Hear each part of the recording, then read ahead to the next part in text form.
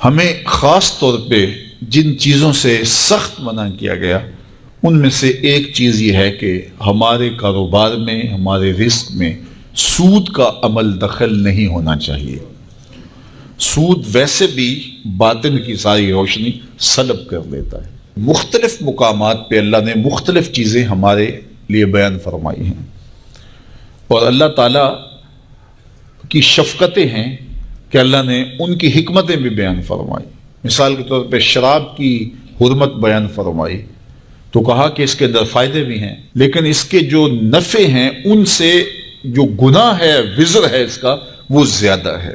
کفار نے کہا کہ یہ سود کو آپ نے حرام کر دیا شریعت اسلامیہ نے، اور کاروبار کو آپ نے حلال قرار دے دیا ہے، جبکہ سود اور کاروبار ایک جیسے ہی ہیں۔ وہاں بھی پیسہ لگا کر کے کچھ حاصل کیا جاتا ہے اور یہاں بھی پیسہ لگا کر کے کچھ حاصل کیا جاتا ہے، تو یہ تو دونوں ایک جیسے ہیں اور تم کہتے ہو یہ الگ الگ ہیں۔ اللہ فرماتا ہے ایک جیسے نہیں ہیں۔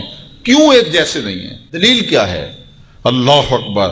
یہاں اللہ نے اپنی حاکمیت کا اعلان کیا۔ احل اللہ البیع وحرم الربا۔ ایک جیسے اس لیے نہیں ہیں، تمہارا رب ان کو ایک جیسا نہیں کہتا۔ بات ختم۔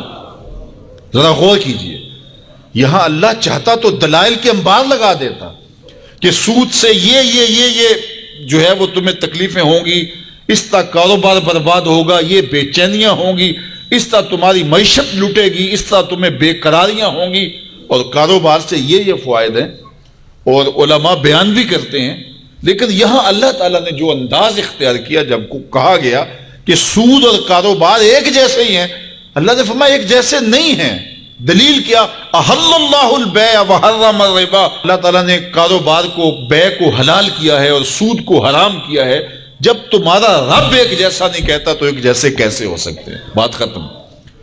یہاں اللہ نے اپنی حاکمیت کا اعلان کیا۔ دیکھیے، بیٹے کو باپ حکم دیتا ہے تو بیٹا آگے پوچھتا ہے کیوں، تو باپ تفصیل بتاتا ہے کہ بیٹے اس کام کو کرو، اس کا یہ فائدہ ہے، یہ فائدہ ہے، یہ فائدہ ہے، تو اس کی بات سمجھ آ جاتی ہے، وہ کہتا ہے ٹھیک ہے۔ لیکن کبھی باپ اگر اس موڈ میں ہو کہ میں باپ ہوں، یہ میرا بیٹا ہے، تو وہ کہے کہ جناب کہ یہ کام کرو، تو وہ کہے کیوں، تو باپ آگے کہے کہ میں تمہارا باپ ہوں، میں تمہیں کہہ رہا ہوں، بات ختم۔ تو اس وقت کیوں کا جواب یہ ہے کہ میں باپ ہوں، اور باپ کا حق ہے جو کہے بیٹا وہ مانے۔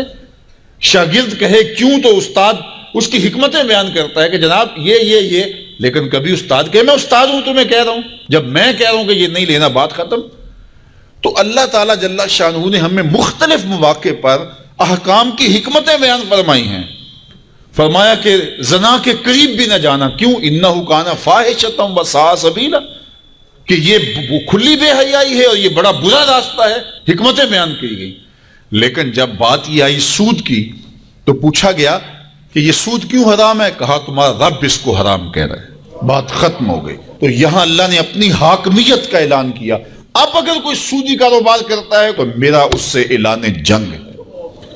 پھر وہ چین کی زندگی جی کے دکھائے، پھر وہ کاروباری نتائج کو اپنے منطقی انجام تک پہنچا کے دکھائے کہ یہ دیکھو سود کا کاروبار کیا، اس کا نتیجہ اچھا ہوا، کو کر کے دکھائے۔ میں چیلنج رب ہو کے دے رہا ہوں کہ جو سود خور ہے اس سے اعلان جنگ دیتا ہوں۔ تو جب رب ہو کے کہتا ہے کہ میں اعلان جنگ دیتا ہوں، تو ایک کافر تو وہ چیلنج قبول کر لے، ایک مومن تو چیلنج قبول نہیں کر سکتا۔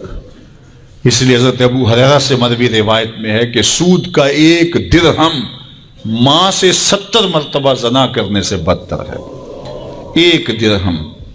تو کیا یہ باتیں سننے کے بعد اور یہ شرعی احکام سمجھنے کے بعد ایک مومن کا حوصلہ بڑھ سکتا ہے کہ وہ سودی کاروبار کرے؟ جب رب چیلنج دے رہا ہے اور رب یہاں اس کی کوئی حکمت بیان کرنے کے بجائے دو ٹوک کہہ رہا ہے، میں کہتا ہوں حلال ہے کاروبار اور میں کہتا ہوں سود حرام ہے، بات ختم۔ اب اگر کوئی کرے گا تو میرا اعلان جنگ ہے اس سے۔ دو لوگوں کے ساتھ اللہ نے اعلان جنگ کیا، ایک کا قرآن میں سود خور کے ساتھ اللہ کے اعلان جنگ ہے، اور دوسرا حدیث میں من عاد لی ولیا فقد آذنتہ بالحرب، جو میرے ولی سے بغاوت کرتا ہے، دشمنی کرتا ہے، عداوت رکھتا ہے، اللہ فرماتا ہے میرا اس کے ساتھ اعلان جنگ ہے، میں اس کے پلے کچھ نہیں چھوڑوں گا جو میرے ولی سے دشمنی رکھتا ہے۔ تو اپنے کاروبار میں کبھی بھی آپ سود کا کوئی عنصر کسی روپ کے اندر بھی داخل نہ ہونے دیں، اللہ کے حکموں کی خلاف ورزی نہ کریں، پھر دیکھنا کیسے طمانینت آتی ہے۔